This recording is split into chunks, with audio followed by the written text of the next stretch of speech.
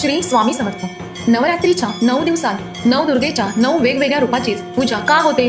कारण हे 9 दिवस म्हणजेच स्त्री शक्तीच्या 9 गुणांचा उत्सव आहे. चला याबद्दल जाणून घेऊयात.